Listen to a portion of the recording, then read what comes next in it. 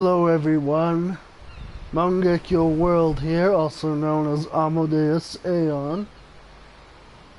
Today we're going to be discussing classes, also commonly known as jobs. Now, if you're a newer player to this game, there are a few things you might want to know about classes and jobs as you start the game. The first thing you want to know is what kind of jobs can you select or play as. So here, as I brought up on the menu, you can play as a gladiator, pugilist, marauder, lancer, archer, conjurer, thaumaturge, dark knight, machinist, etc. And these will be you'll only get to choose one of them to start off at the very beginning. And you can either choose to fill a role as a tank, DPS, or a healer.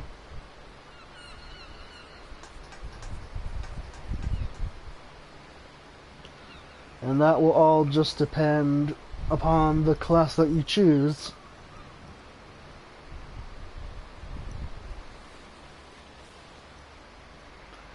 So basically, depending on the role, you'll have certain responsibilities. As a tank, your responsibility will be to hold the enemy in place by generating what's called enmity. And while the tank's doing that, there's DPS, which is the next role, and their job is to basically kill down the adds as quickly as possible to progress through a dungeon or a raid or fight.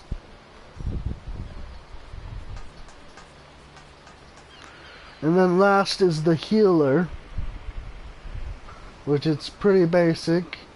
You assume healing is involved here, so their job is just to keep everybody alive and make sure there's minimal deaths or, restarts or resets, whatever you want to call them.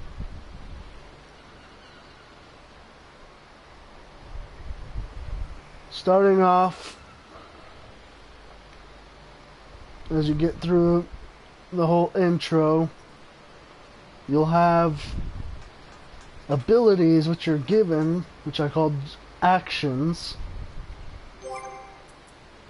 And you can view those actions in this menu, the actions and traits menu. Now, me personally, whenever I start something new, a new job or class, I take a quick glance at this menu to kind of get an idea of what goes where and how they should chain together and whatnot. So like for example here, as it shows boot shine, delivers an attack with a potency of 150. So that means for each time you hit, it will do 150 or higher, depending on if you're using any buffs while this is up.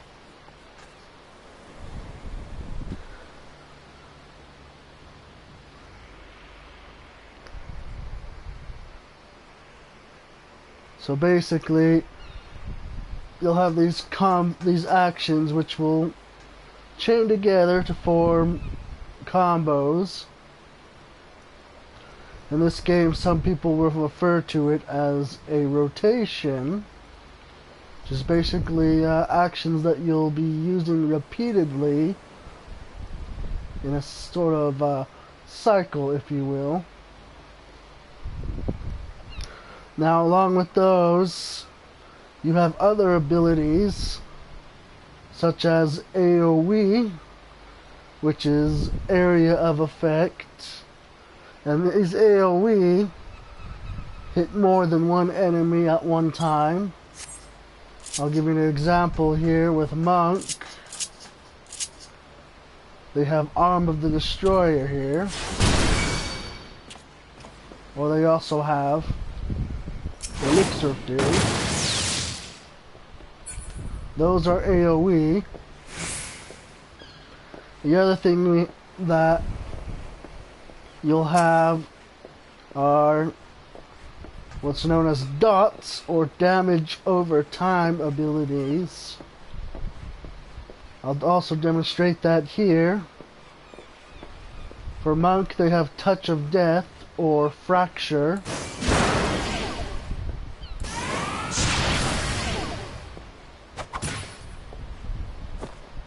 And basically what the dots will do is it will give you an extra percentage of damage as your fight progresses on and as you're going through your rotations.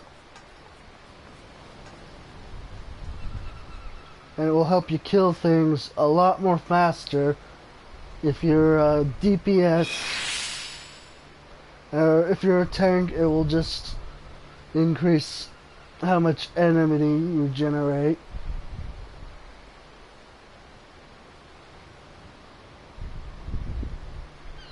Now, aside from all that, the combo buttons, the AoE, and dots, you'll also have utility abilities, which generally help you evade or give you a bit of an extra boost to damage, or help your party out, or even heal yourself. For Monk here, they have a utility called Mantra, which helps healers a lot, and it helps increase their healing potency so they can help keep everybody alive easier. And then the other thing is job-specific actions, which if you go back to the actions and traits and go to job, these are special abilities that you will unlock as you go through the job series of job quests that you're given through your guild. And these abilities can be quite unique in that only the job you're on will be able to use these abilities. Now, as an example, I'll show you here. Monks have what is called meditation, which gives them stacks of chakra, and when they reach the 5th stack, they can use a high dealing attack known as the Forbidden Chakra.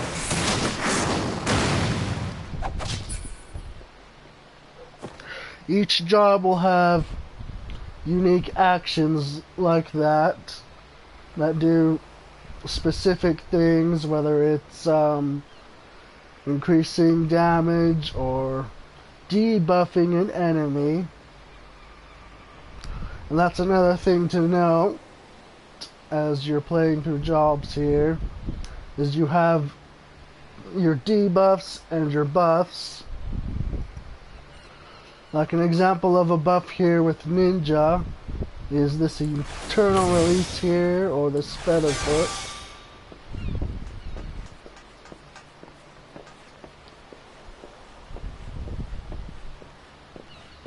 Also, monks have these 3 different forms here: Fists of Earth, Fists of Fire, and Fists of Wind. Those are buffs. Then you have your debuffs, which are like the dots that we discussed earlier. Or say, for example, you're like a black mage or summoner, then you'll have a lot of dots which will have additional effects such as slow, heavy, or bind, or weakness to be put on the enemy for a certain amount of time and make the fight go progressively quicker.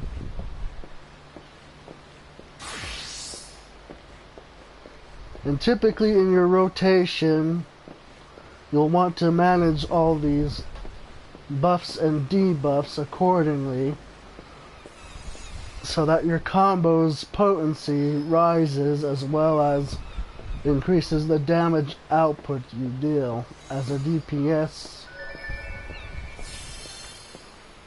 As a tank, you'll just mainly want to focus on controlling the enemy and keeping them targeting on yourself. And for that you'll be given various abilities that generate enmity, or some call it aggro.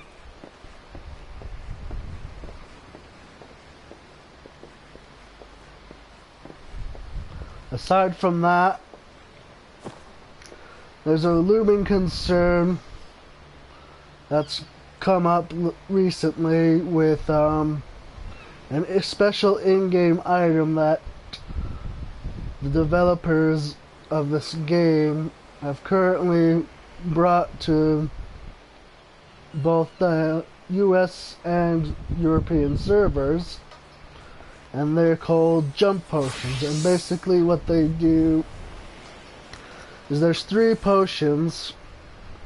The first 2 allow you to skip through story mode quests and not have to deal with them and be able to jump right into with the new expansion and whatnot.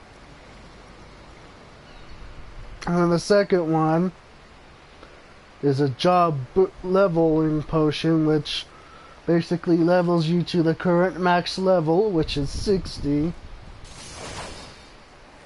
And you'll be given, all your job quests will be cleared, so you'll have all of your abilities and actions unlocked. But the major concern people have here is that these people who will be purchasing these potions will have no clue of how to play the game itself, and that will essentially hold groups back for progression and whatnot. So the best way to approach this is, if you're one who uses these potions and you don't have any clue of how things work, you can watch videos like these that are guides that are instructed to help you out, or even if you wish to, there's also players in game who can help you out. And, you know, it never hurts to ask for help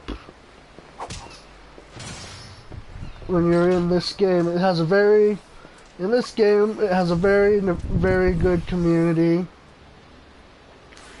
There's not a whole lot of trolls or elitists, as you would call them. This community is very understanding and very helpful, so it never hurts to ask, you know, someone questions like, how do I manage my rotation, or what does placing this debuff do, and, you know, or how do I chain heal, or how do I hold aggro, questions like these. There's a lot of people who are more than willing to help out so that you can better understand how to play the job you're on, or as well as play the game itself.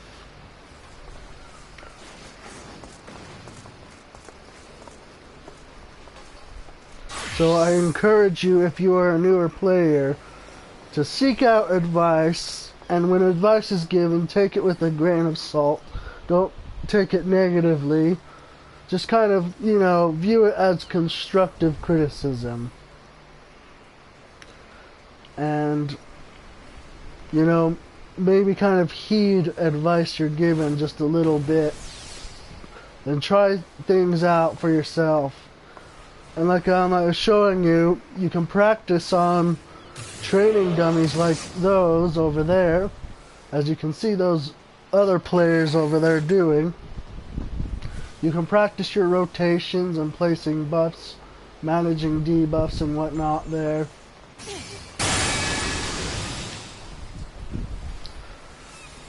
But all it comes down to is just a willingness to learn and a willingness to cooperate with others in this game. And that's pretty much what the whole deal with this game is cooperation with other players. So essentially that's the main goal of dungeons and raids that you go into here, is cooperation and learning. So again, I encourage you, if you're a newer player and you have no clue of how things work or how your job plays out, then seek a guide or excuse me, seek a guide or tutorial video such as this one that I've shown, to just kind of learn things and then try them out in game.